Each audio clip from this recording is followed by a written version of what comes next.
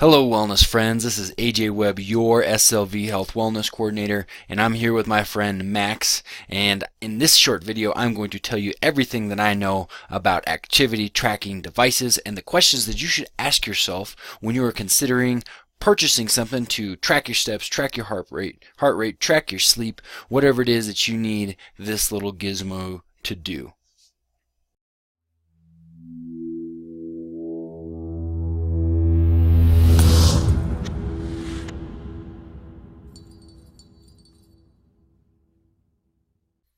Perhaps you've seen a friend or a coworker or family member walking around with some type of gizmo or gadget on their wrist, possibly a digital watch from the future, telling them about their heart rate, their steps. These fitness trackers can do a lot of things, and I'm going to tell you a little bit about how these things can help you out in your pursuit of fitness, exercise, and wellness. And maybe you can figure out whether you need to buy one at all or if using your phone is good enough. But let's talk about why would we want to use some sort of a tracker? Well, they're relatively unbiased tools, right? So it's a piece of equipment. It's not going to be perfect. It's not going to capture everything perfectly. A lot of people ask me, is that even right? Is that correct?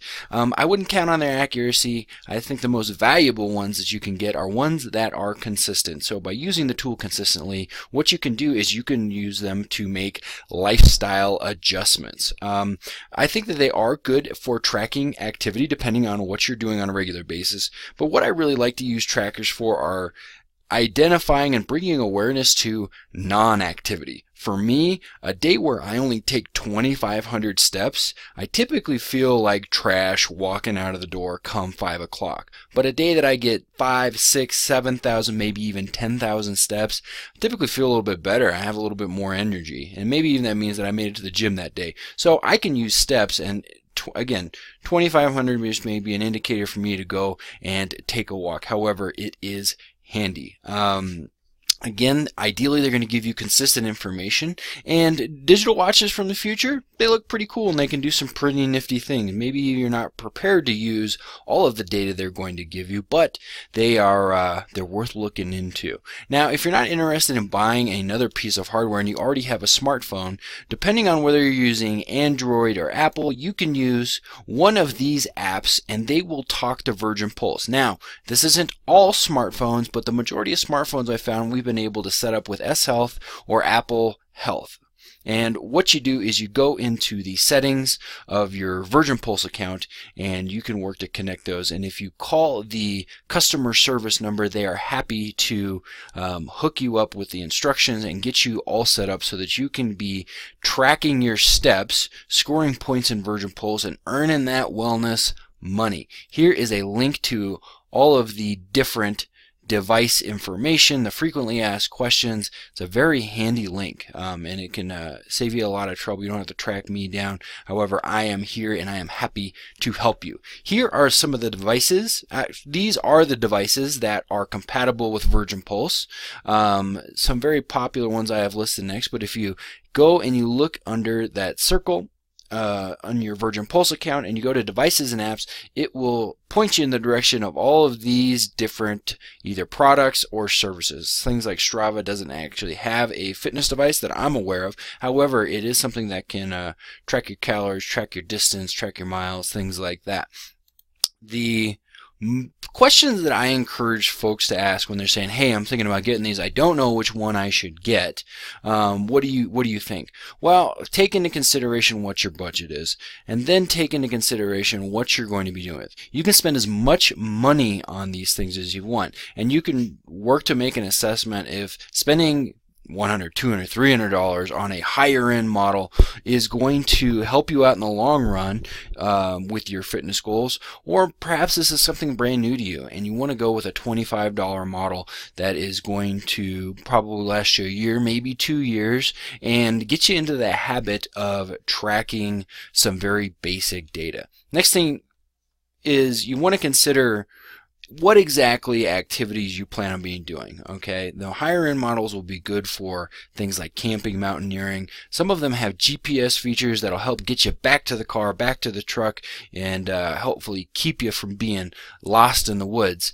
Next thing you want to do is you want to think about, how do you prefer to wear your device? Okay, I used to wear it on my wrist. However, I have since put it in a rubber case, and then I have stashed it in my pocket. So that's a real consistent way. It kind of goes in there with a small pen knife that I carry in order to open up boxes and stuff like that. And those two things live in my pocket on a regular basis. I take it out at the end of the day or whenever it is that I change clothes. Some of the devices can look really big, especially on a smaller wrist. This is how this looks on my 6'3", 240-pound wrist.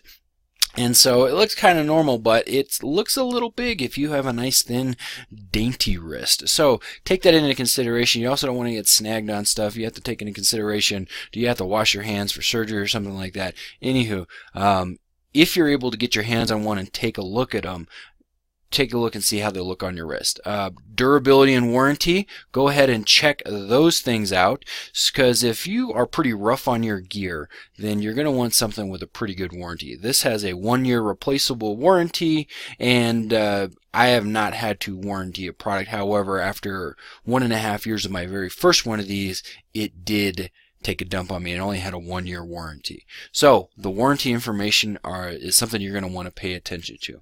So the most common trackers I see are the Maxes. So this is a Max. It is a Virgin Pulse proprietary tracker. So that means if you're not using Virgin Pulse, you're not going to be able to use it. The Max Buzz is like the older brother to this. It is well, what I should say is with the Maxes, the Max Tracker, this uses a battery. You can also plug it in directly to your computer to track your steps. The Max Buzz is a rechargeable version, and you plug it into your computer to charge it, but it does not directly upload. So if you don't use a smartphone, I would encourage the Max Activity Tracker, and you can find that in the Virgin Pulse store. Fitbits are very popular. Many folks have already had Fitbits before they started using Virgin Pulse, and they work well. They have a good community. They have a good warranty as far as I can tell. But again, that's going to depend on model to model, and there's lots of different models out there. So shop around a little bit. Garmin's, those are very popular. I would describe them as a little bit on the more high-tech end. They do have some more basic models, but I've seen them with GPS features and some sleep tracking that'll knock your socks off. Tell you how much REM sleep in there. Sam Valdez, I'm sure, would love one. So maybe you can get him one for Christmas. And then the Apple Watches. Even though they're Apple Watches and they're designed to be able to access the different apps from a Apple device, and maybe even send you your text messages, they will also track heart rate and different things like that. Lastly, what I would encourage you to do if you're really considering buying a tracker is get your hands on them. Go touch them. Go to Walmart. Go to, if you're at a place that has several of these different things, try them on, take a look at them, see how they feel, what are they comfortable. Ask friends or coworkers, see if they can give you an honest review. Justin Fricky will tell you that he loves his Fitbit, but there's this little piece of rubber on it that kind of comes up, and it kind of upsets him on some of the past models of Fitbits that he uses. So find someone that'll give you a good honest review. Read some reviews on your, for your own self. Go onto Amazon, look up the same models, go on to Virgin Pulse. I don't think there's very many reviews on Virgin Pulse. And then don't be shy to send them back if you don't like them, right?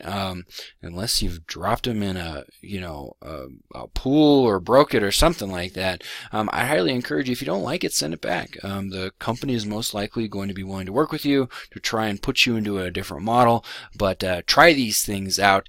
They, again, are not perfect, but they can add a lot of value to your fitness routine if you are using the data, turning it into information, turning it into knowledge, and ultimately turning it into wisdom on how to best help yourself in your fitness and wellness journey. If you have any questions, you can get a hold of me. Thank you so much for watching this video.